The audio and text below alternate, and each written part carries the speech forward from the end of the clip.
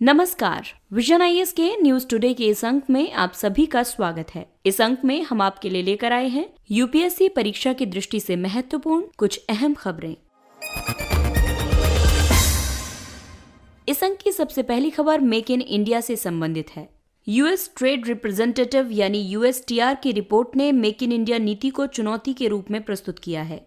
USTR ने अपनी report में ये बताया है कि वर्ष 2020 के दौरान अमेरिकी निर्यातकों को प्रभावित करने वाली दीर्घकालिक बाजार पहुंच बाधाओं के समाधान के लिए अमेरिका ने भारत के साथ अपना सहयोगात्मक रुख जारी रखा था।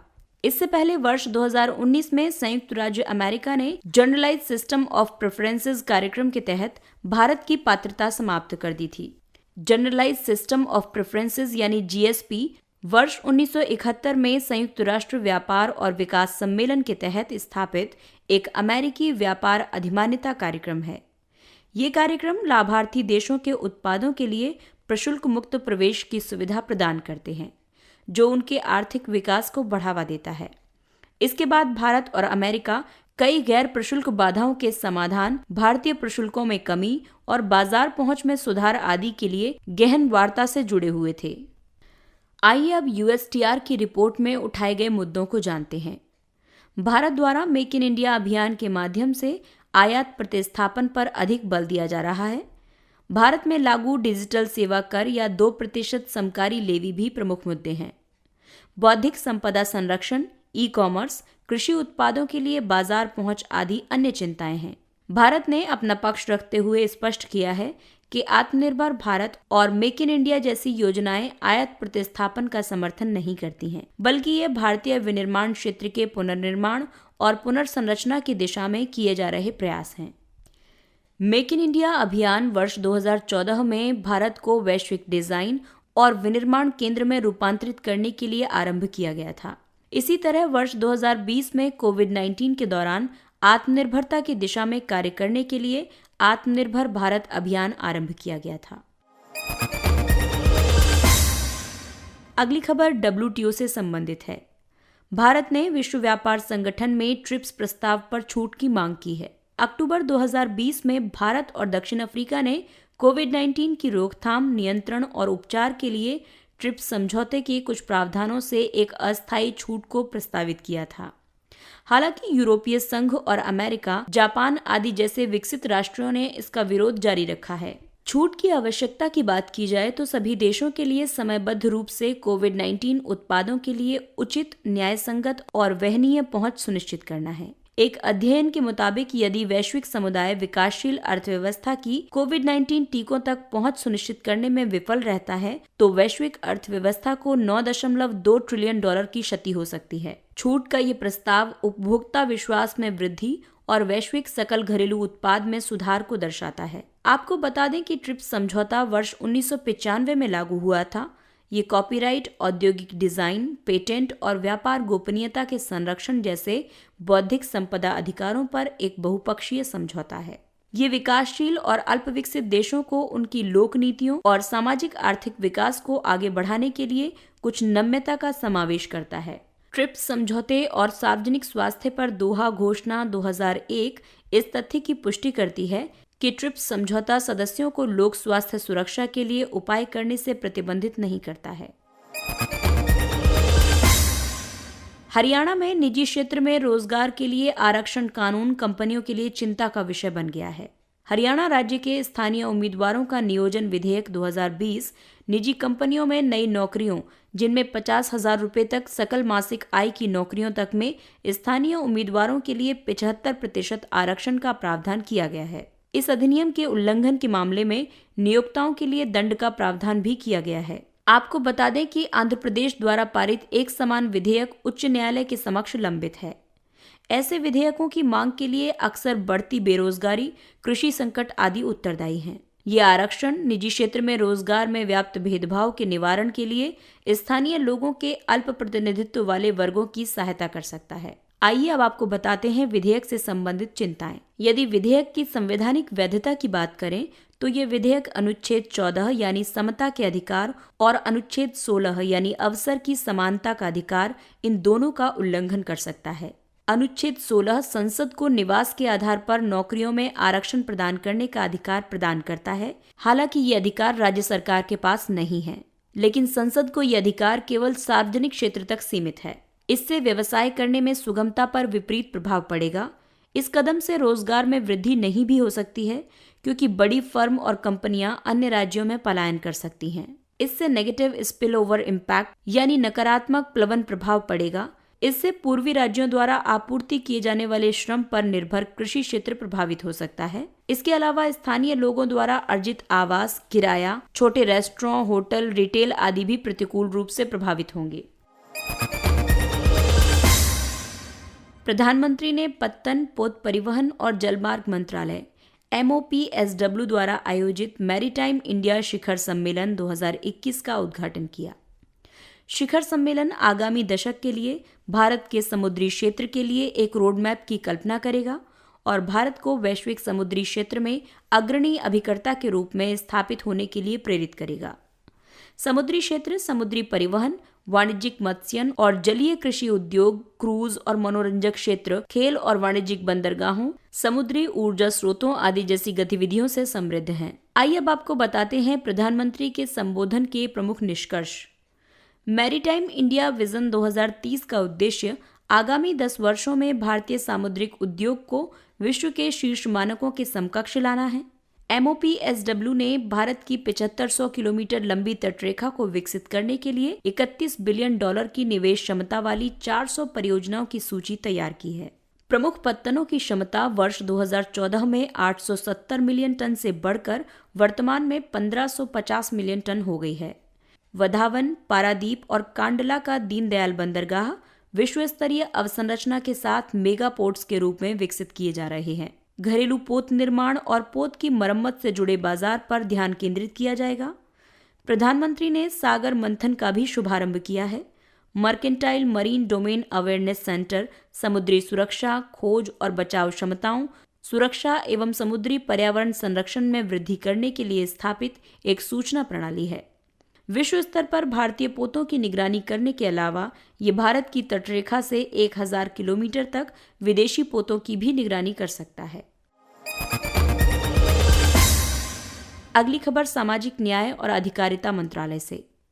सामाजिक न्याय और अधिकारिता मंत्रालय ने सुगम्य भारत ऐप लॉन्च किया। सुगम्य भारत ऐप एक क्राउड सोर्सिंग मोबाइल एप्लीकेशन है। भारत में सुगम्य भारत अभियान के 3 स्तंभों में संवेदनशीलता और सुगम्यता को बढ़ाने का एक साधन है, जिनमें शामिल है निर्मित पर्यावरण सुगम्यता, परिवहन प्रणाली सुगम्यता, सूचना और संचार से संबंधित परिवेश में सुगम्यता। ये ऐप दिव्यांगजनों और यहाँ तक कि वृद्धजनों को भी इमारतों, परिवहन के साधनों या किसी भी बुनियादी ढांचे पर सुगम्यता संबंधी समस्याओं की तस्वीरें अपलोड करने की सुविधा प्रदान करके शिकायतों को दर्ज करने में सक्षम करेगा। दिव्यांगजन ऐप के माध्यम से सुगम्यता संबंधी मुद्दों पर जानकारी भी प्राप्त कर सकते हैं। सुगम्य भारत अभियान को दिव्यांगजन सशक्तिकरण विभाग द्वारा सार्वभौमिक पहुंच सुनिश्चित करने के लिए एक प्रमुख राष्ट्रव्यापी अभियान के रूप में परिकल्पित किया गया है। सुगम्य भारत अभियान के तहत अन्य पहले हैं। सार्वजनिक और निजी दोनों संगठनों को सुगम्य बुनियादी ढांचे के निर्माण के लिए अपनी निगमित सामाजिक उत्तरदायित्व निधि का उपयोग करने के लिए प्रोत्साहित किया जाता है। सरकार द्वारा समावेशी और सुगम्यता सूचकांक का उपयोग विभिन्न उद्योगों द्वारा अपने कार्यस्थल को दिव्यांगजनों के अनुरूप तैयार करने के प्रयासों का आकलन करने के लिए किया जाता है। सुगम्य पुस्तकालय सुगम्य भारत अभियान के हिस्से के रूप में मुद्रित सामग्रियों की पठन संबंधी अक्षमता से पीड़ित दिव्यांगजनों के लिए एक ऑनलाइन पुस्तकालय है। आइए अब नजर डालते हैं कुछ संक्षिप्त किंतु महत्वपूर्ण खबरों पर। Better than cash alliance BTCA। हाल ही में BTCA ने भारत सरकार और फिक्की के साथ मर्चेंट डिजिटाइजेशन समिट 2021 की मेजबानी की। BTCA संयुक्त राष्ट्र में स्थित है। ये सरकारों, कंपनियों और अंतर्राष्ट्रीय संगठनों की भागीदारी है। ये सतत विकास लक्ष्यों को प्राप्त करने में सहायता करने के लिए नकदी की बजाय डिजिटल भुगतान की स्वीकार्यता को गति प्रदान करता है। भारत सहित BTCA के अन्य सदस्य दक्षता, पारदर्शिता, महिलाओं की आर्थिक भागीदारी और वित्तीय समावेशन को बढ़ावा देने के लिए भुगतानों को डिजिटल बनाने के लिए प्रतिबद्ध हैं। BTCA डिजिटल और समावेशी अर्थव्यवस्थाओं के निर्माण में सहायता करता है। केंद्रीय राजस्व नियंत्रण प्रयोगशाला नई दिल्ली CRCL यानी central revenues control laboratory CRCL नई दिल्ली। CRCL को एशिया प्रशांत क्षेत्र के लिए विश्व सीमा शुल्क संगठन यानी WCO की एक क्षेत्रीय सीमा शुल्क प्रयोगशाला के रूप में मान्यता प्रदान की गई है। CRCL को वर्ष 1939 में केंद्रीय अप्रत्यक्ष कर और सीमा शुल्क बोर्ड के तहत स्थापित किया गया था। ये 14 राजस्व प्रयोगशालाओं के मुख्यालय के रूप में कार्य करता है। ये प्रशुल्क मूल्यांकन को सक्षम करने के लिए कई व्यापार करने वाले जिन्सों के नमूनों के रासायनिक विश्लेषण में क्षेत्रीय संरचनाओं की सहायता करता है। WCO का मुख्यालय ब्रुसेल्स में है। ये वैध व्यापार को सुविधाजनक बनाने के लिए अंतर्राष्ट्रीय मानकों और सहयोग को बढ़ावा देता है। भारत वर्ष 2018 से 20 तक WCO के एशिया प्रशांत क्षेत्र का उपाध्यक्ष था। स्पेक्ट्रम नीलामी संपन्न हुई। स्पेक्ट्रम रेडियो आवृत्ति को दर्शाता है। इस पर वायरलेस सिग्नल संचरण करते हैं। वायरलेस कम्युनिकेशन के लिए जिस आवृत्ति यानी फ्रीक्वेंसी का प्रयोग किया जाता है वो व्यापक इलेक्ट्रोमैग्नेटिक स्पेक्ट्रम का एक हिस्सा है। विद्युत चुंबकीय स्पेक्ट्रम के कुछ हिस्सों को बैंड में वर्गीकृत किया जाता है और इसे वायु तरंगों पर संचार के लिए मोबाइल उद्योग और अन्य क्षेत्रों को आवंटित किया जाता है। स्पेक्ट्रम एक संप्रभु संपत्ति है और दूरसंचार विभाग स्पेक्ट्रम का संरक्षक एवं प्रबंधक है। ये विभाग स्पेक्ट्रम आवंटन, लाइसेंसिंग और मूल्य निर्धारण के लिए आवश्यक रूपरेखा पर निर्णय लेता है। नाग नदी प्रदूषण न्यूनीकरण परियोजना। ये परियोजना नागपुर, महाराष्ट्र में वाहित मल और औद्योगिक अपशिष्ट का उपचार करने पर केंद्रित है। इस परियोजना को राष्ट्रीय नदी संरक्षण योजना NRCP के तहत अनुमोदित किया गया है। पर्यावरण, वन एवं जलवायु परिवर्तन मंत्रालय द्वारा संचालित NRCP का उद्देश्य नदियों के प्रदूषण की रोकथाम और जल की गुणवत्ता में सुधार करना है। नागपुर का नाम नाग नदी पड़ा है। ये पीली नदी के साथ कन्हान नदी, जो कि गोदावरी नदी की सहायक नदी, वेनगंगा नदी की सहायक नदी है, इसमें विलीन हो जाती है। Himalayan sero. हिमालयन सीरो सर्वप्रथम असम के मानस टाइगर रिजर्व MTR में देखा गया।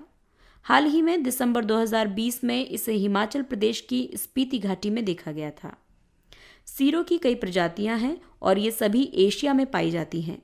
हिमालयन सीरो शाकाहारी होते हैं और सामान्य तौर पर 2000 मीटर से 4000 मीटर तक की ऊंचाई पर पाए जाते हैं। ये वन्यजीव संरक्षण अधिनियम 1972 की अनुसूची 1 के तहत सूचीबद्ध हैं। IUCN में इनकी स्थिति वल्नरेबल है। MTR का नाम मानस नदी के नाम पर रखा गया है और ये भूटान के रॉयल मानस नेशनल पार्क के साथ सन्निहित है। इन्फिल्ट्रेशन गैलरी तकनीक।